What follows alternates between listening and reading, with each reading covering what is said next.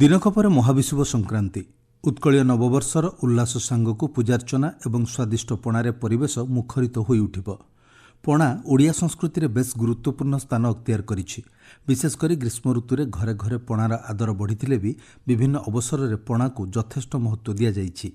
ଗବେଷକଙ୍କ ମତରେ ଚୈତ୍ର ସଂକ୍ରାନ୍ତିରୁ ବୈଶାଖ ସଂକ୍ରାନ୍ତି ଯାଏ ଏକ ମାସ ସମଗ୍ର ଦେଶରେ ବିଭିନ୍ନ ପର୍ବପର୍ବାଣୀ ପାଳନ ସହ ପଣାପାନ କରିବାର ପରମ୍ପରା ରହିଛି।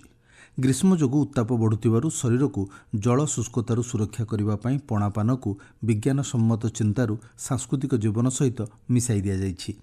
ଅଷ୍ଟମ ଓ ନବମ ଶତାବ୍ଦୀ ବେଳକୁ ଦେବୀ ଉପାସନା ଜନଜୀବନକୁ ପ୍ରବେଶ କରିବା ସମୟରେ ପ୍ରଥମ କରି ପଣା ପ୍ରଚଳନ ହୋଇଥିଲା ବୋଲି କୁହାଯାଏ। ରାଜାରାଜୁଡ଼ାମାନେ ସେମାନଙ୍କ ଇଷ୍ଟଦେବୀଙ୍କ ଉଦ୍ଦେଶ୍ୟରେ ପଣା ଅର୍ପଣ କରୁଥିଲେ। ପଣାର ଏପରି କିଛି ସ୍ୱାତନ୍ତ୍ର୍ୟ ସମ୍ପର୍କରେ ଆସନ୍ତୁ ଜାଣିବା। ପଣା ପ୍ରସଙ୍ଗ ଆସିଲେ ପ୍ରଥମେ ପଣା ସଂକ୍ରାନ୍ତି ବା ମହାବିଷୁବ ସଂକ୍ରାନ୍ତି କଥା ମନେ ପଡ଼ିଯାଏ। ପୌରାଣିକ ମତରେ ମହାବିଷୁବ ସଂକ୍ରାନ୍ତିର ଯଥେଷ୍ଟ ଗୁରୁତ୍ୱ ରହିଛି। ଏହା ମଧ୍ୟ ପଣା ସଂକ୍ରାନ୍ତି ଭାବେ ପରିଚିତ। ଏହି ଦିନ ଜଳବାୟୁରେ ପରିବର୍ତ୍ତନ ହୋଇଥାଏ। ସୂର୍ଯ୍ୟ ବିଷୁବ ରେଖାରେ ଅବସ୍ଥାନ କରିଥାନ୍ତି। ତେଣୁ ସୂର୍ଯ୍ୟଙ୍କ ପ୍ରବଳ ତାପରୁ ସୁରକ୍ଷିତ ରହିପାରିବା ଲାଗି ତୁଳସୀ ମୂଳରେ ପଣା ଅର୍ପଣ କରାଯାଇଥାଏ। ଏଥିପାଇଁ ପ୍ରତ୍ୟେକ ଓଡ଼ିଆ ଘରେ ବେଲ, ଛତୁଆ, କଦଳୀ, ନଡ଼ିଆ, ଛେନା, ଆମ୍ବ ଆଦିରେ ସ୍ୱତନ୍ତ୍ର ପଣା ପ୍ରସ୍ତୁତ କରାଯାଏ।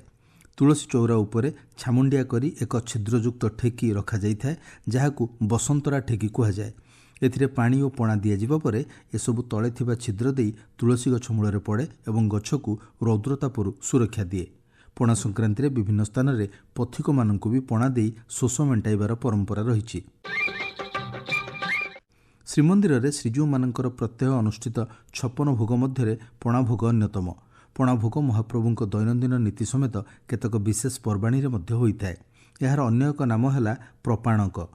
ଏହା ଅପଭ୍ରଂଶରେ ପ୍ରପାନକ ବା ପଣା ନାମରେ ପରିଚିତ ବୋଲି କୁହାଯାଏ। ମାଦଳାପାଞ୍ଜି ବର୍ଣ୍ଣନା ଅନୁଯାୟୀ ଅତୀତରେ ଶ୍ରୀମନ୍ଦିରରେ ପଣା ପ୍ରସ୍ତୁତ କରୁଥିବା ସେବକଙ୍କୁ ପଣା ସୁଆର ସେବକ ନାମରେ ଅଭିହିତ କରାଯାଉଥିଲା। ଦୈନନ୍ଦିନ ନୀତି ସହିତ ସ୍ନାନ ପୂର୍ଣ୍ଣିମା ପରେ ଶ୍ରୀଜୀଉମାନେ ଜ୍ୱରରେ ପୀଡ଼ିତ ହୋଇ ଅଣସର ଗୃହରେ ଥିବାବେଳେ ସେଠାରେ ସେମାନଙ୍କୁ ଅଣସର ପଣା ଲାଗି କରାଯାଏ। ମଣିଷ ଅସୁସ୍ଥ ହୋଇଥିଲେ ହାଲକା ତରଳ ଖାଦ୍ୟ ଗ୍ରହଣ କରିବା ଭଳି ମହାପ୍ରଭୁଙ୍କଠାରେ ମଧ୍ୟ ଚକଟା ଏବଂ ପଣା ଭୋଗ ଲାଗି କରାଯାଏ। ପ୍ରତିବର୍ଷ ଅଣସର ବେଳେ ଏହି ପଣା ପାଇଁ ଭକ୍ତଙ୍କ ମଧ୍ୟରେ ପ୍ରବଳ ଆଗ୍ରହ ଥାଏ। ଏହାକୁ ମଧ୍ୟ ଡାକପଣା କୁହାଯାଏ। ରଥଯାତ୍ରା ସମୟରେ ସୁନାବେଶ ପରଦିନ ରଥ ଉପରେ ଶ୍ରୀଜୀଉମାନଙ୍କ ସମ୍ମୁଖରେ ହୁଏ ଅଧରପଣା ନୀତି। ଶ୍ରୀଜୀଉମାନେ ଅଧରକୁ ଛୁଉଁଥିବା ଭଳି ଉଚ୍ଚତାର 3ଟି ଲେଖାଏଁ ତୁମ୍ବ ଆକୃତିର ମାଟିପାତ୍ରରେ ସୁସ୍ୱାଦୁ ଓ ସୁବାସିତ ପଣା ପ୍ରତି ରଥରେ ଲାଗି କରାଯାଇ ସେହିଠାରେ ହିଁ ଏହି ହାଣ୍ଡିଗୁଡ଼ିକୁ ଭାଙ୍ଗି ଦିଆଯାଏ। ପଣାହାଣ୍ଡି ଭାଙ୍ଗିଲେ ପଣା ସବୁ ରଥ ତଳକୁ ବୋହିଯାଏ ଏବଂ ଏହାକୁ ପାର୍ଶ୍ୱ ଦେବଦେବୀ, ଚଣ୍ଡୀ ଚାମୁଣ୍ଡା ତଥା ଅଶରୀରୀମାନେ ପାଇଁ ତୃପ୍ତ ହୋଇଥାନ୍ତି ବୋଲି ବିଶ୍ୱାସ ରହିଛି। ଏହା ପରଦିନ ମହାପ୍ରଭୁଙ୍କର ନୀଳାଦ୍ରି ବିଜେ ନୀତି ଅନୁଷ୍ଠିତ ହୁଏ। ଚନ୍ଦନଯାତ୍ରା, ପଣା ସଂକ୍ରାନ୍ତି, ଦୋଳ ପୂର୍ଣ୍ଣିମା, ମକର ସଂକ୍ରାନ୍ତି ସହିତ ପୁଷ୍ୟାଭିଷେକ ଆଦି ସ୍ୱତନ୍ତ୍ର ଦିନରେ ମହାପ୍ରଭୁଙ୍କ ବାଡ଼ରେ ସ୍ୱତନ୍ତ୍ର ପଣା ଲାଗି କରାଯାଏ। ମା ମଙ୍ଗଳାଙ୍କୁ ସନ୍ତୁଷ୍ଟ କରିବା ପାଇଁ ପଣା ଭୋଗ ଦିଆଯିବାର ପରମ୍ପରା ରହିଛି। ପୂର୍ବକାଳରେ ହାଡ଼ ଫୁଟି ବସନ୍ତ, ହଇଜା ଆଦି ରୋଗ ହୋଇଥିଲେ ବି ଏହାକୁ ଦେବୀଙ୍କ କୋପ ଭାବି ତାଙ୍କୁ ତୁଷ୍ଟ କରିବା ଲାଗି ପଣା ଭୋଗ ଦିଆଯାଉଥିଲା। ଏବେ ବିଶେଷ କରି ଚୈତ୍ର ମାସର ମଙ୍ଗଳବାରରେ ପନ୍ଥେଇ ପୂଜାରେ ପଣା ଭୋଗ ପ୍ରଦାନ କରାଯାଉଛି। ଏହି ଚୈତି ମଙ୍ଗଳବାର ପୂଜାରେ ମହିଳାମାନେ ପିଲାଙ୍କ ମଙ୍ଗଳ କାମନା କରି ଦାଣ୍ଡରେ କୋଠି ବା ପନ୍ଥେଇ କରନ୍ତି ଏବଂ ସେଥିରେ ଚନ୍ଦନ, ସିନ୍ଦୁର ଆଦି ଦେଇ କଳସ ବସାନ୍ତି। ଧୂପ ଦୀପ ଦେଇ ପନ୍ଥେଇରେ ମା ମଙ୍ଗଳାଙ୍କ ଉଦ୍ଦେଶ୍ୟରେ କ୍ଷୀର, ଫଳମୂଳ, ଉଖୁଡ଼ା ଆଦିରେ ପ୍ରସ୍ତୁତ ପଣା ଭୋଗ ଦେଇଥାନ୍ତି।